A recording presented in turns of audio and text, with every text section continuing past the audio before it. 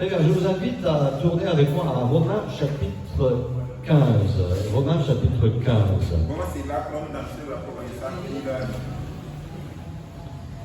Ce soir, nous allons étudier la question de comment étudier la Bible par chapitre. Dans les différentes méthodes d'étude biblique, nous voyons que nous pouvons mieux comprendre la parole de Dieu le plus de différentes méthodes qu'on peut utiliser.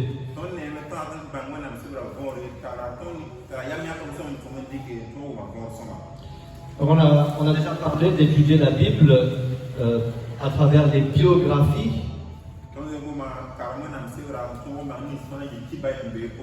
On se concentre sur des caractères bibliques et on essaie de tirer des leçons du roi David, du roi Saül, du prophète Samuel, d'Abraham, de Moïse.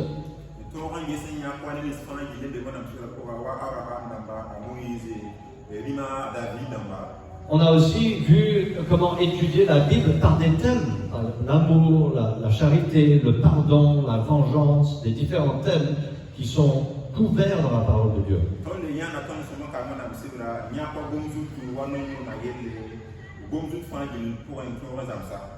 On a vu aussi comment étudier la Bible en survolant un livre tout entier.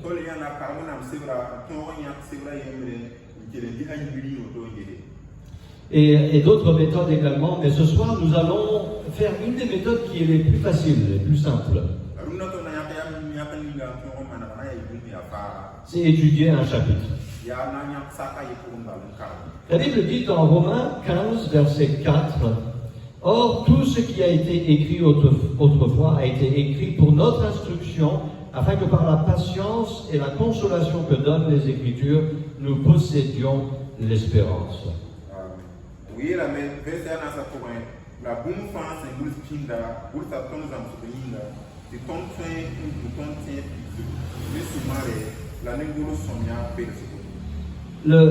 Le livre le plus efficace pour nous aider à marcher avec Dieu, c'est la Bible.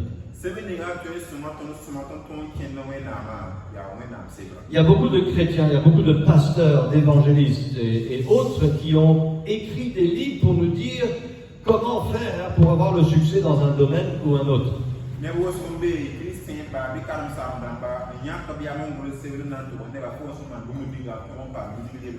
Mais la réalité, c'est que nous avons déjà un livre qui est irremplaçable et qui est le plus puissant et le plus sage de tous les livres.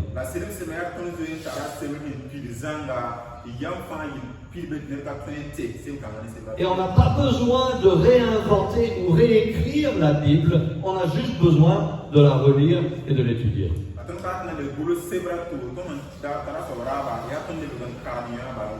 La parole de Dieu est plus puissante que toutes les interprétations et les philosophies que les hommes, aussi pieux qu'ils puissent être, peuvent nous donner sur la Bible.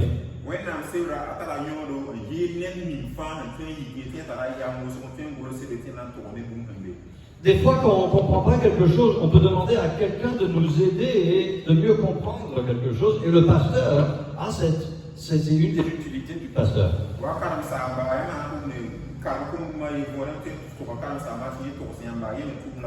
Mais la manière la plus efficace de pouvoir comprendre quelque chose dans la Bible, on peut demander le pasteur, mais c'est de demander l'illumination de l'Esprit de Dieu.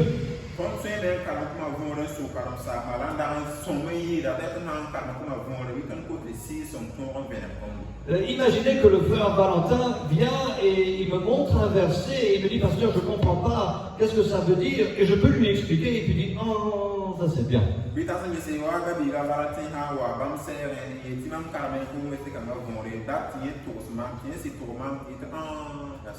Mais si le pasteur donne des méthodes d'étude biblique au frère Valentin, et une des méthodes c'est de dépendre sur l'Esprit de Dieu.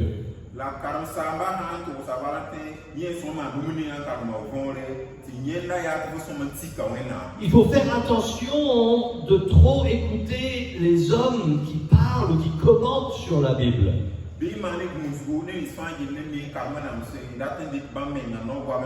Si on lit plus les commentaires que la Bible elle-même, on ne va pas apprendre la Bible, on va apprendre la philosophie d'un homme sur la Bible.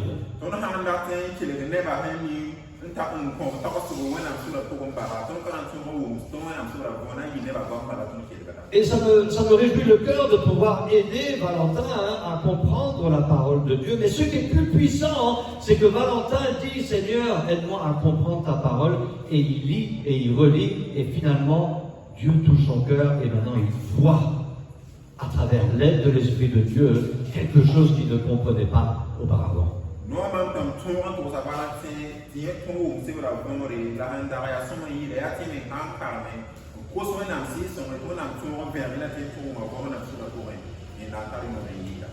Et donc c'est bien de demander au pasteur pour avoir des raccourcis, pour mieux comprendre la parole de Dieu, mais il n'y a rien de meilleur que d'avoir l'Esprit de Dieu qui nous enseigne lui-même et nous ouvre les yeux à la vérité éternelle.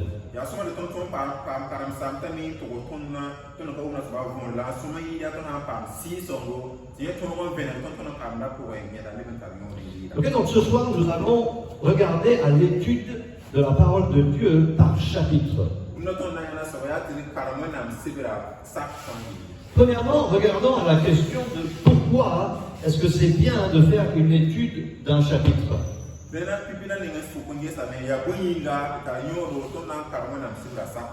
Premièrement, c'est simple.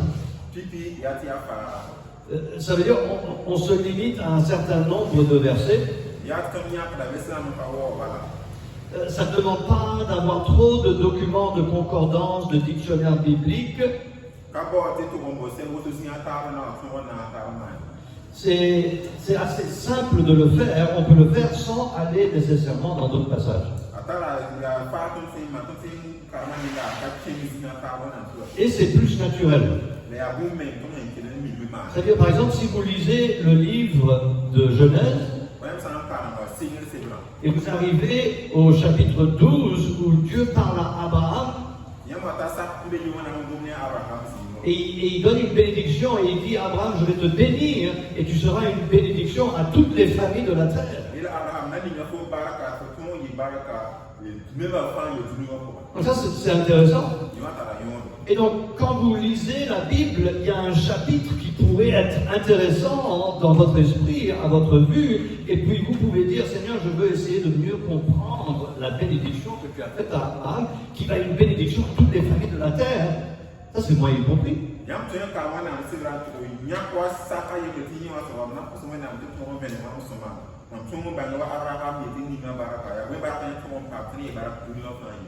Et donc, de lire la Bible, c'est bien, mais d'étudier la Bible va nous ouvrir les yeux à des vérités qu'on ne pourrait pas attraper en simplement faisant une lecture superficielle.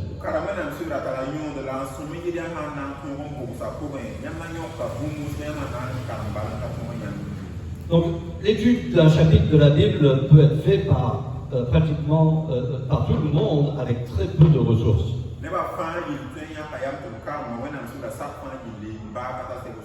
Donc c'est simple, mais deuxièmement aussi c'est court. À moins que vous étudiez Psaume 119. C'est le plus long chapitre dans la Bible. Mais en général, les chapitres prennent à peu près 5 à 10 minutes de lecture.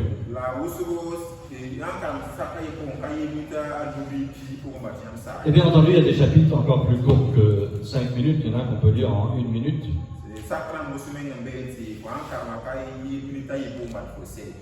Ok, donc voilà pourquoi il est intéressant d'étudier la Bible par chapitre. Maintenant, on veut vous donner des idées importantes à suivre lorsque vous voulez faire une étude d'un chapitre. Comment faire une étude et pouvoir extraire d'un certain chapitre de votre choix tout ce qui est possible.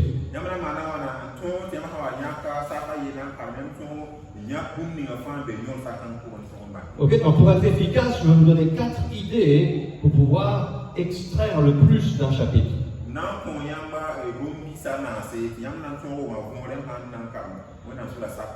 Ok, Frère David, est-ce que vous pouvez nous aider avec des notes? vous prenez note.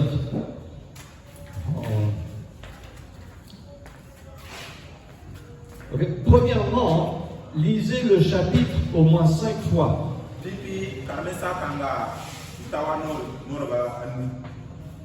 Okay. Nous n'allons pas pouvoir comprendre quelque chose si nous le lisons juste une fois. Et donc la répétition va pouvoir permettre de mieux comprendre les détails dans le tout.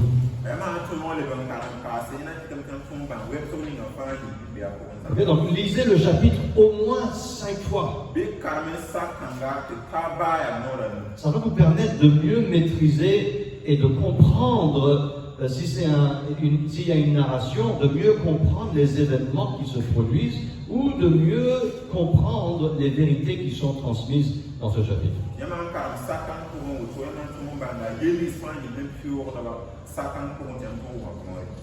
Deuxièmement, lisez le chapitre avec une Bible qui n'a pas de notes ou une Bible vierge. Lisez le chapitre avec une Bible vierge. Des fois, il y a des Bibles qui ont des commentaires, ou peut-être vous avez déjà pris des notes, et où vous avez noté quelque chose qu'un prédicateur a donné sur un chapitre.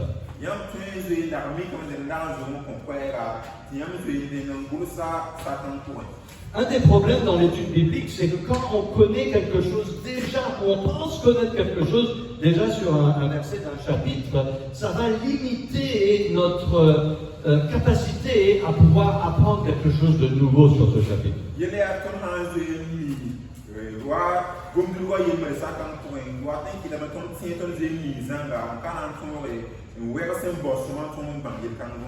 C'est-à-dire on veut lire et commencer au point de départ pour pouvoir laisser l'Esprit de Dieu diriger nos pensées vers ce qu'il pense et le thème principal dans le chapitre.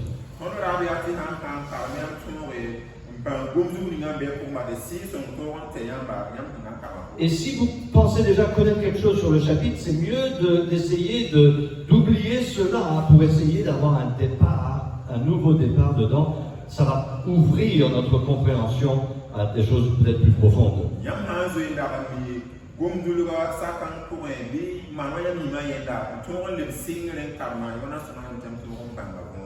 L'étude de la parole, c'est un peu comme la préparation de la cuisine. Quand on prépare quelque chose, c'est délicieux quand c'est frais, ça vient d'être préparé. Mais si quelqu'un a préparé le taux avec les sauces feuilles et ça a duré 2 ou 3 jours, c'est pas la même chose.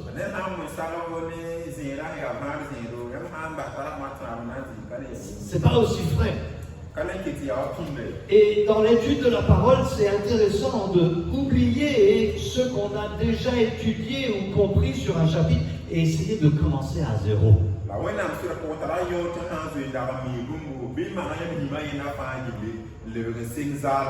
La parole de Dieu est comparée au pain du ciel. Je vais vous dire, quand le pain est frais, il vient de sortir du four céleste, il n'y a rien de mieux que ça.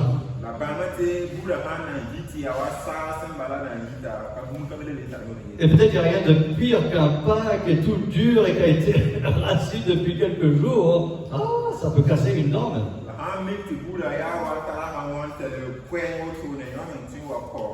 Ok, donc on veut étudier la parole de Dieu, on veut cuisiner quelque chose de frais de la cuisine céleste.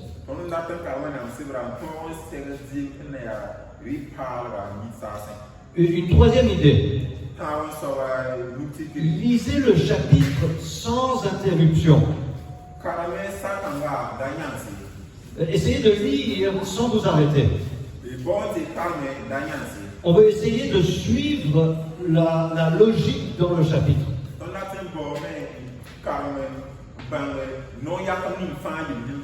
Je vous encourage à faire la même chose quand vous faites un survol de la Bible. Essayez, c'est difficile pour les livres qui sont un peu longs, mais pour des livres plus courts, essayez de lire tout le livre en une foulée.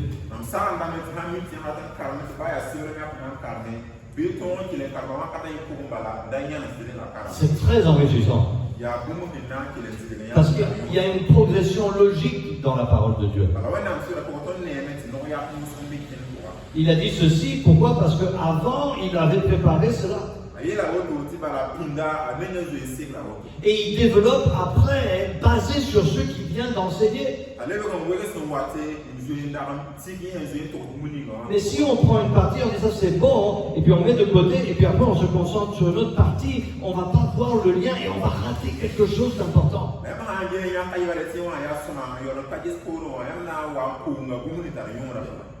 Et souvent, on prend les gens hors contexte quand on les entend parler, mais on ne comprend pas pourquoi ils ont dit ce qu'ils ont dit. C'est basé sur une autre situation qu'il faut amener pour mieux comprendre.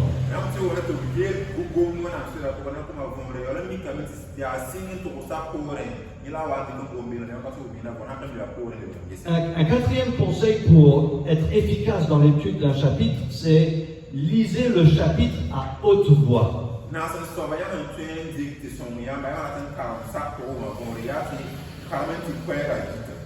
Alors peut-être c'est pas possible, mais essayez de vous isoler ou d'être dans un endroit où c'est possible de pouvoir lire à haute voix.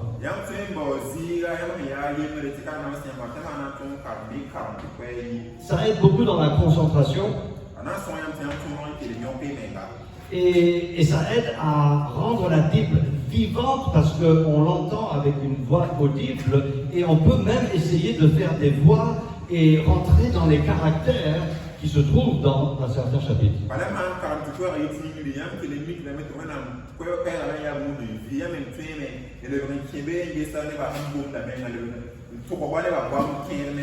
Amusez-vous avec la lecture. Une des conversations préférées dans la Bible, c'est la conversation entre Pilate et Jésus.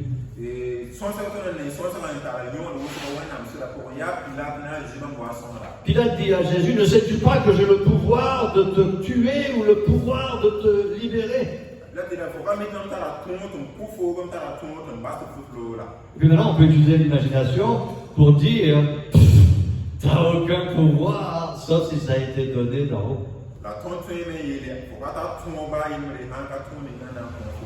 Maintenant, on ne sait pas comment Jésus a parlé, on ne sait pas comment Pilate a parlé. Mais si on peut essayer d'imaginer, avec l'aide de l'Esprit de Dieu, les comportements qui avaient lieu, et des fois il y a des indices de certains comportements dans la parole de Dieu, ça va permettre au texte de prendre vie.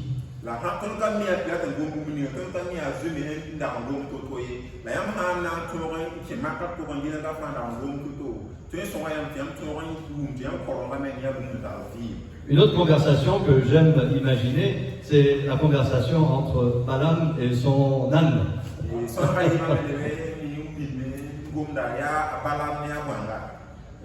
L'âne n'avance plus parce qu'il y a l'ange qui veut tuer son maître et donc il ne bouge plus et puis Balaam se met tellement en colère qu'il veut frapper son âne jusqu'à le tuer et finalement l'âne commence à lui parler et lui dire pourquoi tu me frappes comme ça?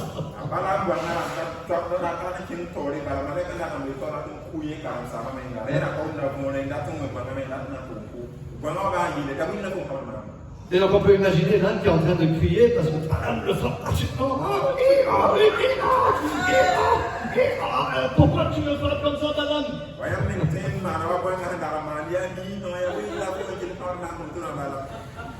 Et moi, ce qui me surprend dans cette histoire, c'est que Balaam n'est même pas surpris que l'âne lui parle. Il répond à l'âne comme si c'est un autre être humain.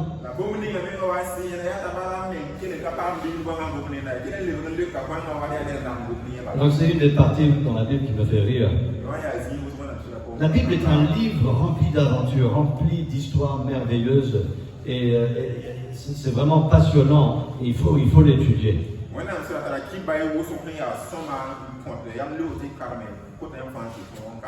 Ok, donc ça c'est quelques idées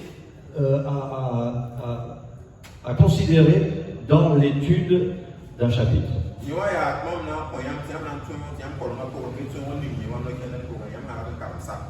Ok, maintenant on va vous donner des étapes à suivre pour faire une étude d'un chapitre.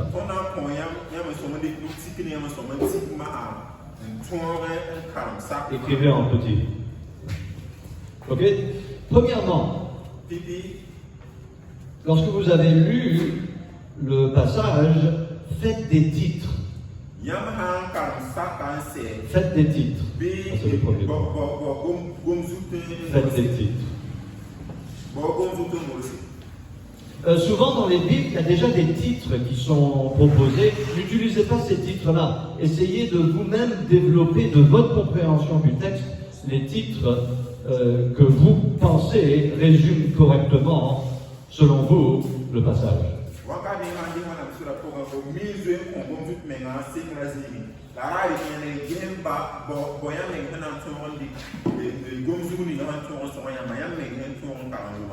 Rappelez-vous, on veut préparer quelque chose de frais. On ne veut pas réchauffer le toast au frais de 3 jours.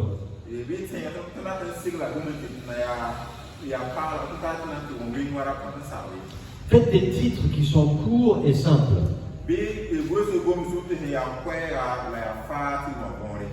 Si possible, des fois aussi, faites des titres avec un seul mot qui résume l'idée. Donc dans un chapitre, il peut y avoir plusieurs paragraphes, plusieurs idées, et on veut faire des titres pour chacune de ces idées.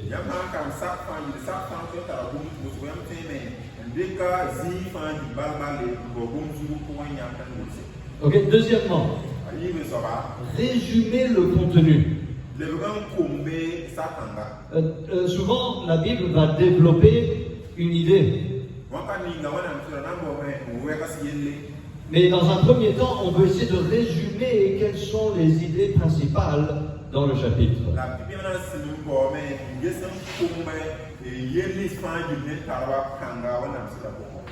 Ok. Et ensuite, troisièmement, on veut identifier les personnages importants.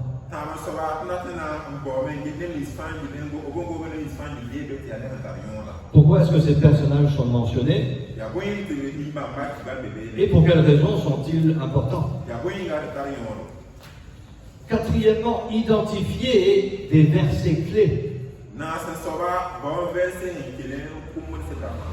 Ok, donc peut-être qu'il y a un verset ou deux ou plusieurs, et vous voyez, ça c'est des versets vraiment qui sont poignants et qui sont reliés à un thème qui est répétitif dans le chapitre, et on veut identifier ces versets clés.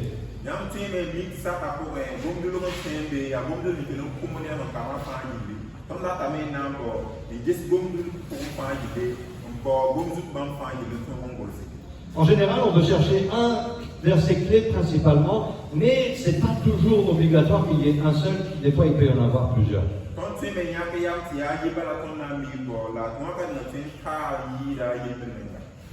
Ensuite, ça c'est... Ouais. Ensuite, sixièmement, identifier les mots importants.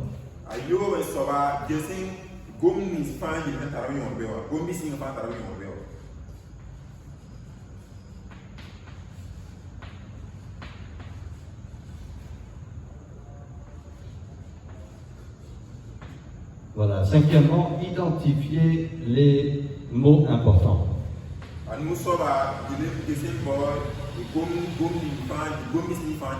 Des fois, il y a des mots qui vont venir, qui sont très présents dans un chapitre, et ça, c'est quelque chose à noter. Et il faut se dire qu'il y a sans doute l'idée qui est reliée à ce mot qui revient fois après fois.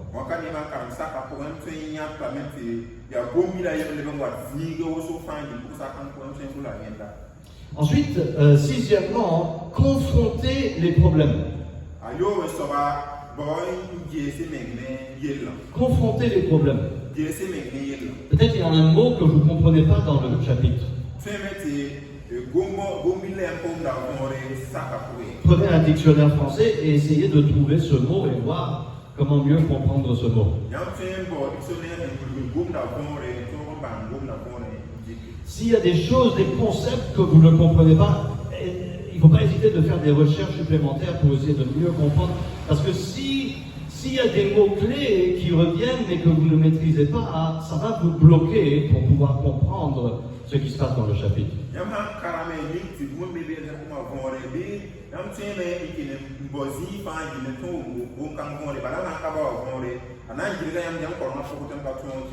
Donc essayez de faire l'effort de résoudre les problèmes. Lorsqu'il y a quelque chose que vous ne comprenez pas, essayez de faire des recherches supplémentaires pour mieux comprendre.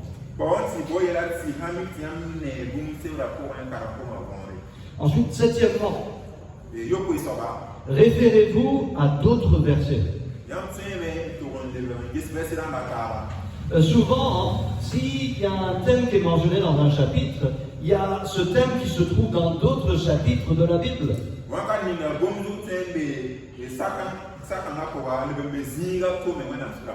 Et d'autres chapitres de la Bible peuvent donner des détails que le chapitre en question que vous étudiez ne donne pas.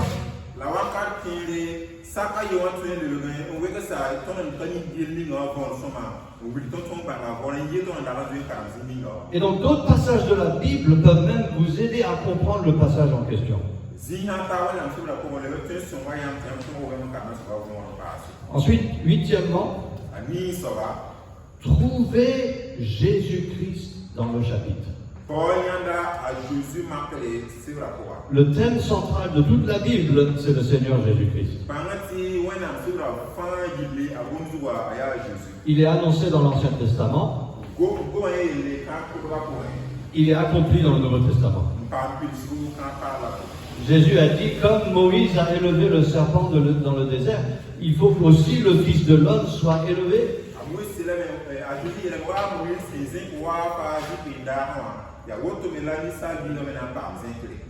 Trouvez Jésus-Christ dans le chapitre.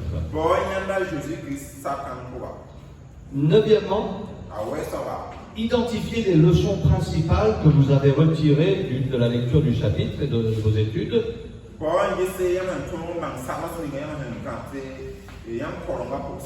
C'est-à-dire, qu'est-ce que Dieu essaie de nous enseigner? Qu'est-ce que Dieu veut qu'on retienne de ce chapitre? Et ça, c'est une question très importante à poser. Et puis dernièrement, dixièmement, faites une conclusion. Donc il faut être personnel, pratique et précis. Si on veut se pousser à prendre action, il faut que ça soit pratique, il faut que ça soit précis.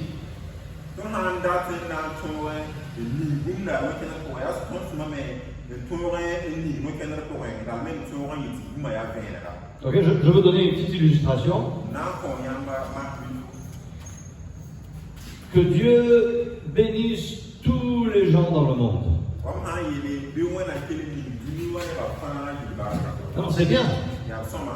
Beaucoup peuvent dire amen à ça. Mais c'est trop général. C'est impersonnel. C'est pas précis. Alors regardez la différence. Oh mon ami, comment est-ce que je peux prier pour toi? Il y a quel problème dans ta vie? Oh, il n'y a pas de problème, je vais prier avec toi et je vais voir ce que je peux faire pour aider. Personnel, c'est pratique. Je demande un problème qu'il a. Et s'il se sent à l'aise d'exposer ce problème, je vais savoir comment l'aider. C'est précis. Il faut éviter les applications trop générales. Voilà. S'il y a quelqu'un ici qui veut être béni, voilà, levez la main. Tout le monde veut être béni. C'est pas précis. Okay, donc, il faut préciser. Est-ce qu'il y a quelqu'un qui a du mal à lire la Bible? C'est précis. C'est-à-dire, vous ouvrez la Bible le matin et puis la fatigue est là.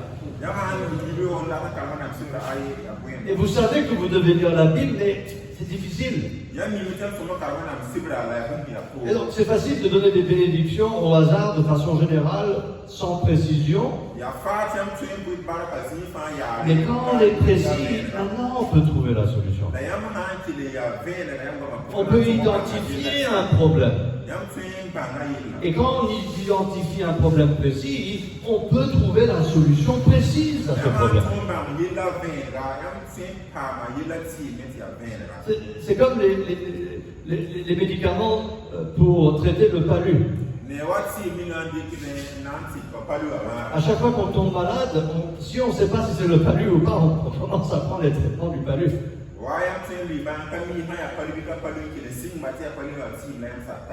Juste au cas où si c'est le palu. Mais si on a une autre maladie, la prescription du palu ne pourra pas nous aider.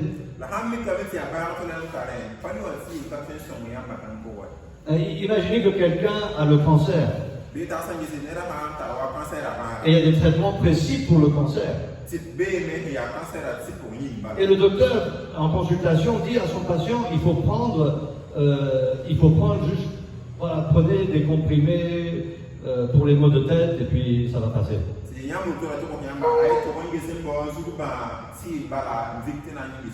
Non. Les médicaments pour les maux de tête, ça ne résout pas les problèmes. Ça soulage comment on appelle ça, j'ai un trou de mémoire. Les symptômes, voilà.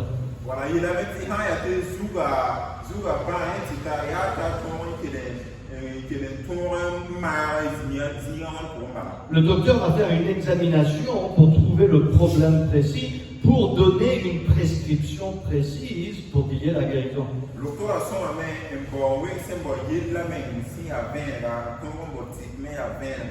Et la parole de Dieu fait la même chose. Elle va identifier des problèmes dans notre vie. Donc il faut qu'on dise à Dieu, je t'écoute. Et si j'entends qu'il y a un problème dans ma vie, je vais prendre la prescription que tu me donnes. Et ça va nous aider à vivre la vie abondante que Jésus veut nous donner. Mais si on dit au docteur, ne me dis pas de mauvaises nouvelles, il faut juste me flatter, il faut juste me bénir et me renvoyer avec la paix.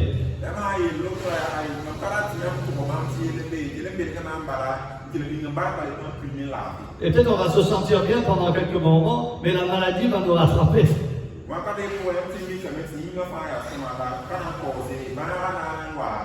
Et donc il faut adresser une solution précise à un problème précis. Et quand la parole de Dieu vous touche, n'appliquez pas ça aux autres, appliquez ça à vous.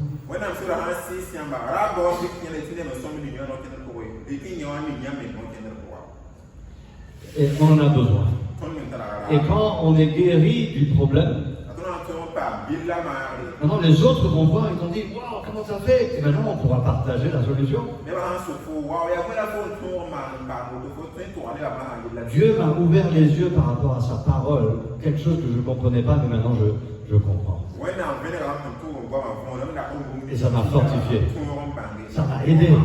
Maintenant je me sens plus proche de Dieu. Et nous voulons faire cela. Donc ça demande des efforts.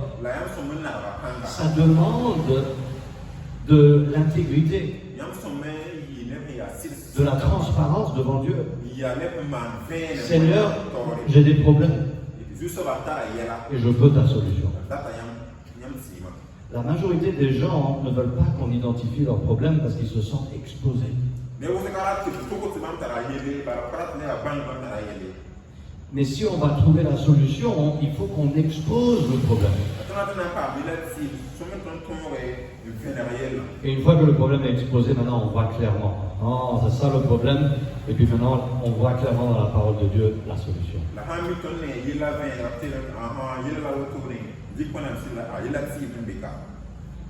Ok, dans la semaine prochaine, on fera une illustration d'un chapitre.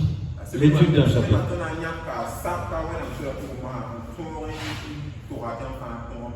Donc durant la semaine, essayez de penser peut-être à un chapitre que vous aimez, et puis ensemble, on va faire l'exercice dans les différentes étapes qu'on a mentionnées, qui sont au tableau, et on va mettre en pratique ces étapes pour voir ce qu'on peut apprendre et bénéficier et manger de repas spirituels et profiter pour nos âmes.